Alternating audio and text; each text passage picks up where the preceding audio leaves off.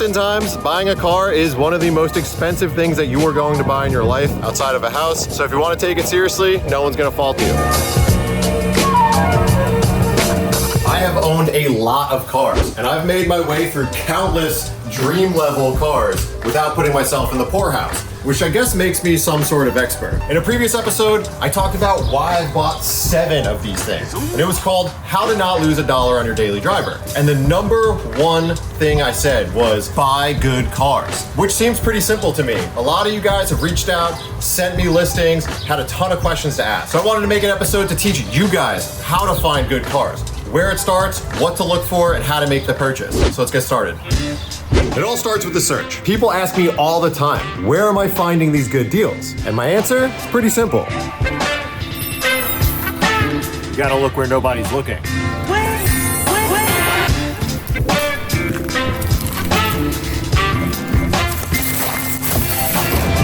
I'm only half kidding, but tap in if you're old enough to remember when you actually did shop for cars in newspapers. But I'm not gonna lie, I do sort of browse those every now and then, hoping that maybe I'll stumble across like an old guy who's listing his like original owner 69 Camaro or like a 930 Turbo and just doesn't know what the internet is. So one could dream, right?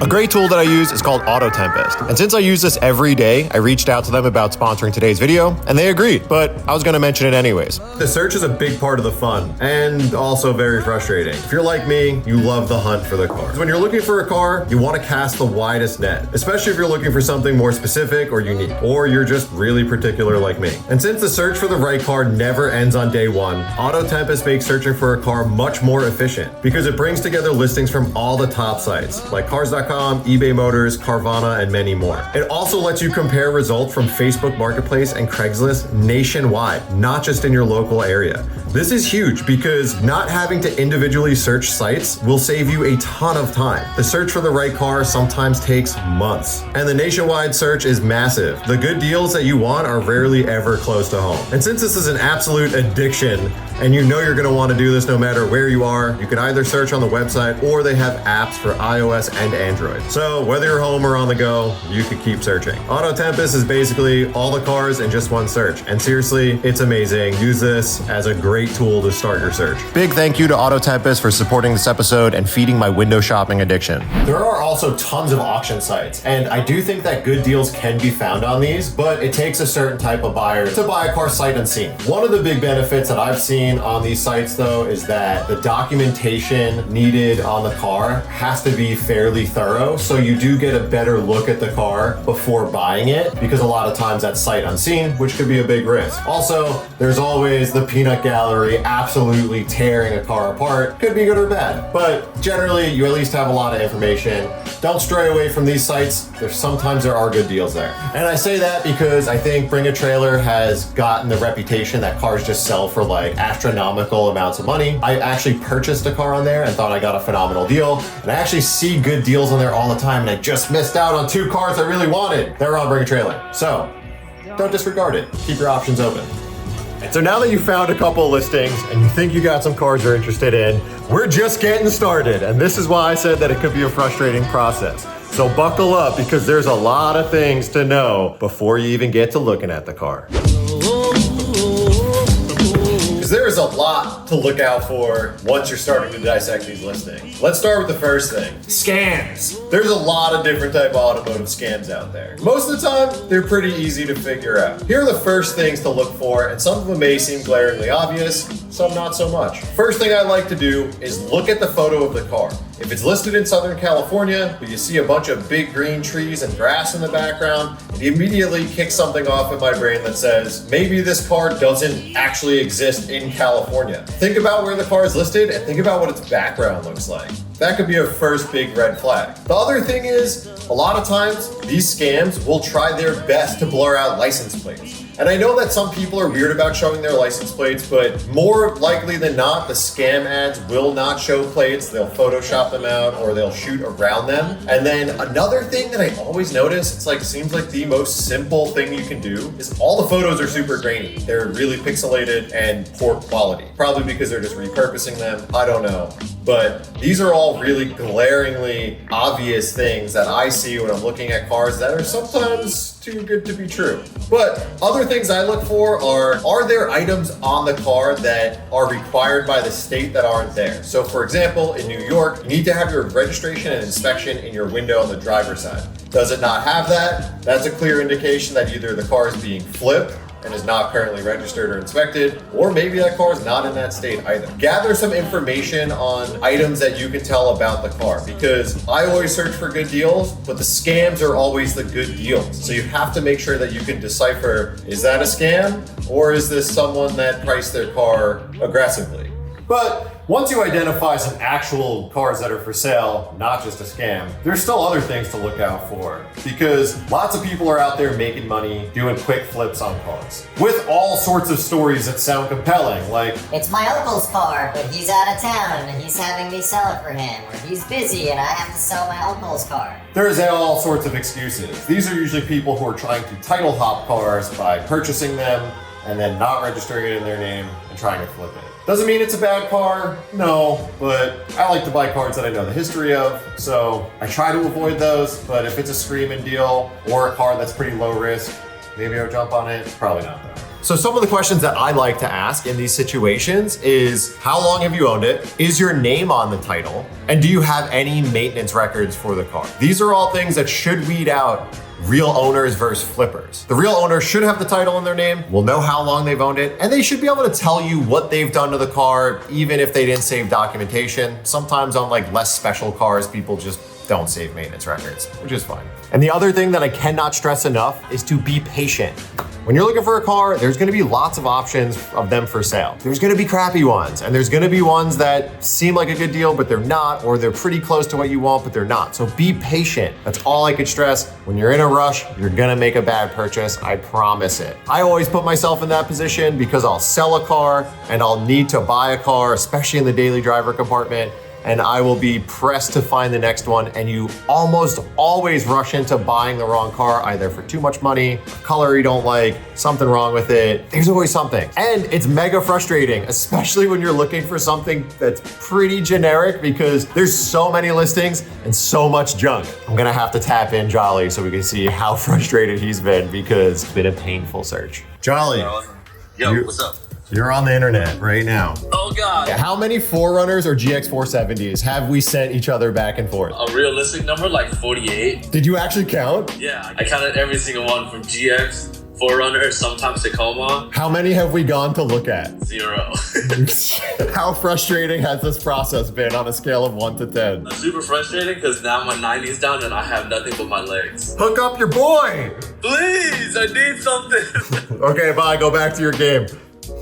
All right, before we go continue this episode and show you what to do on site, I actually had an announcement I wanted to make, and I think it's pretty exciting. So a lot of you guys reach out to me on Instagram and ask me about cars that you're potentially looking to buy or what you're selling. And to be honest, Instagram DM is horrible. They always get lost, I don't get notifications for them, and I got a lot of random DMs, so it's hard to source. I decided to launch a Patreon page. This isn't just like a donate money to me thing. I figured it'd be a great way for the people who want my help with buying and selling cars to have access to one-on-one conversations or a community of people who are buying and selling cars or in the market for cars. Hit the link below, check out the Patreon page. We're gonna do a private Discord chat where we can build a community of people who are looking for cars or selling cars, but also I'll be able to help you one-on-one with listings. So if you want to send me stuff that you're interested in buying, I could dissect it, give you my opinion on it. Or if you're looking to sell your car and you're having a hard time, I could help you out with how to improve your listing, maybe just giving you some hard news like maybe it's priced too high. So check it out. I think it'll be really fun. Let me know what you think about the concept. I haven't seen anything like it, and I think that it could be a good resource for all of us to have fun and keep buying and selling cars, keep this hobby moving without emptying our pockets. Now, let's continue this episode, show you what to do on site when looking at a car.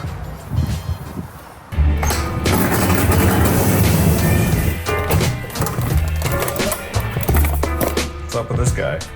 the car buying essentials. But I'll explain this in a second. Let's get on the road. So I grabbed 2 tools that I bring every time I go look at cars. First one is a new tool that I started using like very recently, and it's a paint meter. I'll show you guys how to use this in a second, but it's super helpful. And if you're looking at anything 96 plus OBD2, make sure to bring a scanner, and I'll show you why shortly. And then another tool that I find to be pretty helpful is to bring an unbiased secondary opinion, because the other thing you have to leave at home is your emotions. A lot of times people show up wanting to buy a car and they're gonna buy it before they even look at it. Yeah. I have had many broken hearts looking at cars. I've driven all the way up to San Francisco recently to buy a car only to be disappointed and turn around and drive home. Yeah, but you did drive home. I drove home. Yeah. And I think a good way to check if you're buying something emotionally, you don't have a Right. that's a deal breaker. Right. Like if no matter what, you're going to show up and buy it. Out of it, you're not logical. Right. If nothing can talk you out of it, then you're not buying logically. That's a good point. Yeah. Like Scotto definitely just shows up to buy cars and buys them no matter what. Right. You got to leave your emotions at home. And then the other piece of that is just going to look at the car. Never look at a car in the rain. Water makes cars look nicer. If you don't believe me, if you have crusted headlights or faded clear coat, go spray that thing with a hose and look how nice it looks. And when it's overcast, you don't see details, right? Yeah, overcasty is tough because cars look really nice. They do. They photograph beautifully. Yeah. But I would say at least not in the rain and not at night. Cars look beautiful in overcast, but I'll take it. At night, you could overlook a lot of imperfections and paintwork under fluorescent lights. So even if it's a well-lit parking garage or a well-lit parking lot, I would say try to avoid it. Go look at it in natural light. A lot of times people don't want to have strangers show up to their house. It's not uncommon and it's not always a red flag. There are some cars that you absolutely want to hear the cold start. For example, the Gen 2 Raptor has cam phaser rattle that only happens during cold start. The F80 doesn't have any of these issues, so I wouldn't be worried about seeing the car after it was warmed up. When looking at a car, there's a lot to go over and it could be overwhelming. So you gotta stick to a plan. And here's step 1. Having a conversation with the seller is super important. You can learn a lot about a car by its seller. But there's one thing that I have to remind you guys of. So let's sit down for a sec. I have some bad news for you. You're not good at multitasking. I'm not good at multitasking. So save the social hour for another time because you got a task at hand. We're looking at cars. It's what you daydream about all day when you're at work. You might as well focus on it because this is when it matters. So save socializing for the cars and coffee for after you buy the car. Back to it. Step 2, let's look at the car, but we're keeping it to the exterior only. Everything's okay. So what I like to do first, just do a simple walk around on the car. This isn't diving into it yet. You just want to walk around and see if anything jumps out at you. Things like dents, scratches, signs of paintwork, signs of repair, anything that just may look out of the ordinary. If this were a car I were inspecting, I would have noticed one quick thing. There's no stone guard on this side, but there's a stone guard on this side, this little piece. Does that matter? I don't know. Maybe it was removed from being detailed. Maybe it had previous paintwork and it was removed. So those are things that you take note of. Next order of business is to go back to the front of the car and start your more thorough walk around. So what I like to do is take a look at the headlights, see if they're symmetrical, because sometimes if a car was repainted or only hit on one side, they may have replaced one light, not the other, and you could see clarity of the lenses. Then you start looking at things like gaps and moldings. I feel like moldings and rubber are the telltale sign of when you're really looking for paintwork. I go in, I fold back some of the moldings, I look at things like in the door handles and see if you can find any evidence of overspray or harsh clear coat lines. After you go around the entire car looking for that, it's time to start opening it up. Everything's okay.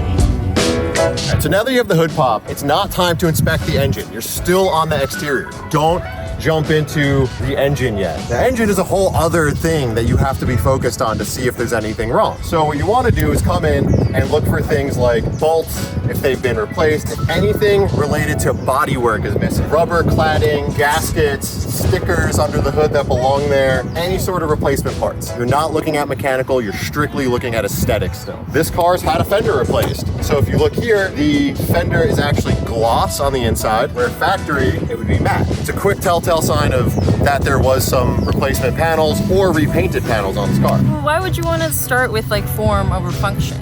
That's actually a really great question because I think that it's more expensive to rehab a car that's been in accidents and has had crummy paintwork than it is to do minor mechanical fixes. These cars are pretty reliable, and if it drove here and it's in reasonably good condition, you're only gonna find like minor mechanical failures. If this were more of like an in-depth project car like my E36 M3, maybe I would look at the engine first before going over the outside, but on more of like a daily driver type newer car, I know mechanically it's not gonna be that bad. So I want to dig deep into what may be hiding under the covers of paint and bodywork. With the doors open, it's the same process as looking under the hood. You're gonna do bolt inspections, look at hinges, look for signs of paintwork, doors open, trunk open, go through all of it. On the doors, the things that you could usually find are clear coat blend lines, if any of the doors have been removed or replaced, and look for things like the OEM stickers, VIN plate, and then any other like OEM type stickers that would be in the jambs. All good signs to tell if a car has been repainted or in heavy damage. The VIN sticker is here. So if they replaced the B pillar, you know the car was in a pretty hard accident, whereas if the door just got repainted or something, you could just tell from looking at the door. One of the tools that I brought, something that I think is immensely helpful if you're not confident in picking out bodywork on cars. Paint meter. So this is a tool that measures thickness of paint off of metal. It doesn't work on aluminum and it doesn't work on plastic, something to be aware of. And what this tool can let you do is find if a car has been repainted or if there's been bodywork. So a quick example of that, I know for a fact that there's been no paintwork on the passenger side of this F80 M3, and when you test it out, it'll read something like low 3s. So you could check all of the panels and see that they're all symmetrical. I know that this car did have some paintwork on this side during my ownership due to a very minor accident. And it'll come up 6.2, meaning this car had a minor scrape here, so they repainted a part of this panel and then re-clear coated the entire panel. You can get a higher reading, and then you could check and see if they blended adjacent panels like doors, which they did. Prior to my ownership, it had a front end scrape where they replaced the fender and blended the door. You'll also see a higher reading on the door. If the fenders are plastic or aluminum, sometimes they won't read, so you need to be able to check it out before relying on the paint meter. Generally speaking, bumpers, plastics, doesn't really matter if they've been repainted. They're like kind of consumables. Do you have to know what the original thickness of the paint should have been for that specific car? Is it like different from car to car? It is different car to car, but for the most part, one, you're looking for symmetry, but like you said, if a whole car has been repainted like the Ferrari, it'll read higher throughout. Generally with a factory paint job, you'll see something below 5 mils, whereas if it's been painted or had a re-clear or something, it'll be like 6 and above. Kind of rule of thumb, but you know, for example, the Ferrari reads like 9 throughout. So you could guess maybe the paint meter's wrong, but that car is pretty easy to find out that it's been repainted based on all the other things I showed you. So you know that the whole car has been painted. Nothing is gonna tell you the exact history of a car. It's just tools to learn how to pick out what it's been through. Step 3 is to finally open the hood, and this time it's about the mechanicals. So now it's time to actually look at the engine. And what you'll wanna do is fire it up. I'm not gonna do it because I think the audio might suck. You're gonna be listening for things that sound out of the ordinary. And this is where you have to do some research. Every car, especially sports cars, all have their little failure points. With the F80 M3, there's 2 common problems. We're not talking crank hub because you can't see that. If it runs, it's fine. The intercoolers leak and the valve covers leak. This car has had both of those problems addressed. I have documentation for both of them. It's still worth taking a look around. Also, a thing to note is sometimes you start a car and you want to listen for noises, but you have to know what noises are normal. These cars are direct injected, so when you fire it up, the injectors are super noisy, so it's hard to determine if it's a good sound or a bad sound. I think if you don't know what you're listening for, you could be like, this engine sounds super noisy. Check it out. You want to make sure you know what you're looking for in these situations, so you're not worried about something that could be completely normal, but you should be aware of the common problems so that you can look into them. So after you're done under the hood and you've inspected everything that you can see, which isn't much, it's time to move on to everything else that you can get a look at. turn the wheels, take a peek in the suspension, into the fender liners. There's not a lot that you can do without a lift, but you want to look at what you could actually see. I usually turn the wheel each way, check out all the fender liners and make sure they're all intact. See what you could see in the suspension. It's usually not much. And then the last thing is to actually take your finger and run it over the brakes. And what you're looking for is like any grooves or warped rotors. The last thing you could do with the car on the ground, crawl under the back, just peek at the diff, the muffler, see if you see anything that's like leaky or just out of the ordinary. It's beneficial to get a PPI where you can put the car up on a lift. But look, a lot of times we're not doing that. It's hard to coordinate. And the other tool that I bring if you're looking at an OBD2 car is a scanner. And it's not just for checking check engine lights. If you live in a state like California where you need to pass emissions and smog, this tells you all your monitors.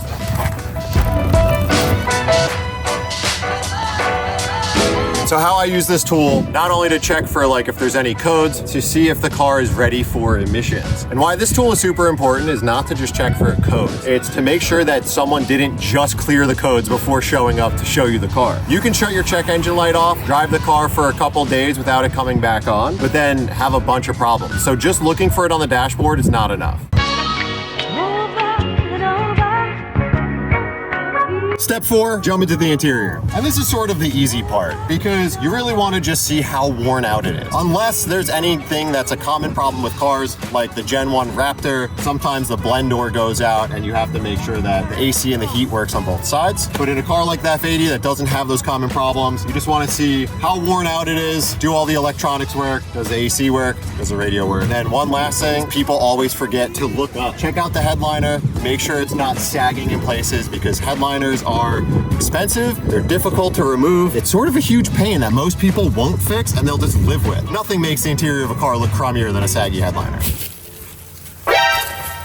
Oh no, what is that? I mean, honestly, it's not much worse. And honestly, this is a lot to do and it's a lot to take in. So don't feel bad to take your time and put some notes down in your notepad because oftentimes buying a car is one of the most expensive things that you are going to buy in your life outside of a house.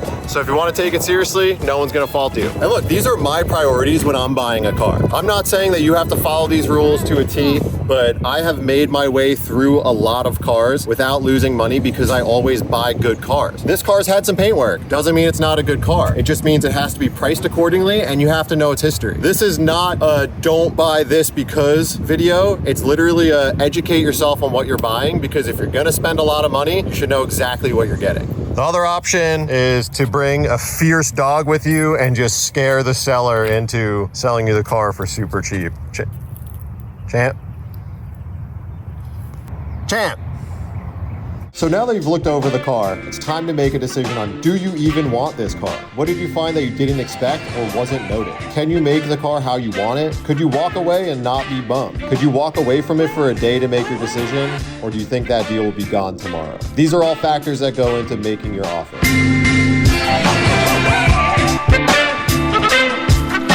You made your decision, you've decided what you want to pay for the car, it's time to make the offer. But the first thing you have to do is don't waste people's time. If you're going to look at a car and in your head you're already like, I want to pay significantly less than the asking price, you should probably discuss that with the seller before because it takes a lot of time to prep a car, go meet up with someone and do this whole ordeal. Be respectful to the seller, don't waste their time. I'm saying if a car is listed for $25,000 and you know you only want to pay $15,000, you should probably just make an offer before going to see the car because chances are the seller's not going to do it. Now, there are instances where you want to go buy the car close to the asking price and then you go and inspect the car and there are a lot of things wrong with it and the car's kind of a pile, but you still deem it to be something that you want. If it makes sense for your asking price, it's okay to make a lowball offer in that case if the car was not as you expected. So I always say, if you're gonna make an offer, have a reason. Simply not wanting to pay the asking price is not enough of a reason for negotiation.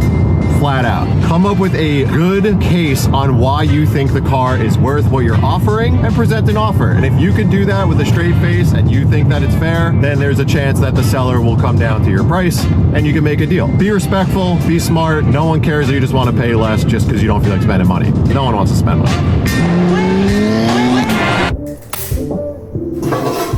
This section is called the payment. And this is advice, but please use your own discretion here, as I don't want to be responsible for anyone getting ripped off, scammed, murdered, whatever. But the fact is that when you're buying a car, it's usually a pretty good sum of money, and it's pretty scary to handle lump sums of cash. I hate cash. I don't ever want to receive cash, and I don't want to pay for cars in cash. Unfortunately, some people like it, but here's my suggestion. Once you agree on a price, just go to the bank together, where you can actually do an electronic transfer, or you could get a certified bank check cut on the spot. This way you see that the funds are verified, you're getting the check, and you can't cancel a certified bank check. So it feels very safe. But this is entirely up to you. I always say, get documentation. Take pictures of the person's license, get proof of identification, try to do the transaction at a bank. Most people who share their information and pay at a bank and seem somewhat normal are not gonna rip you off because there's too much of a paper trail. So just be smart, have your wits about you, and try to stay composed when you're doing a deal, because there's always a big risk when dealing with large sums of money and strangers. I don't know if I would say I'm an expert at this, but I'm pretty damn good. And I actually had a wad of cash because I just went to go buy a car that I was pretty excited for, but I wound up walking away from it because it just wasn't really in the condition that I thought it would be, and I deemed it to be too big of a headache for the value of the car. I wanted to teach you guys this because I've been doing it for years, and I managed to work my way up from a GTI to a 997 GT3 RS. And a lot of it just comes from making smart decisions, buying the right cars, not getting too caught up in it. So I hope you guys enjoy this type of video. It's super fun for me. This is what I absolutely love doing. I hope you enjoyed it. If you did, hit that like button. Make sure to subscribe. Putting out a new video every week. I appreciate you guys, but for now, I'm out. What's up with this guy?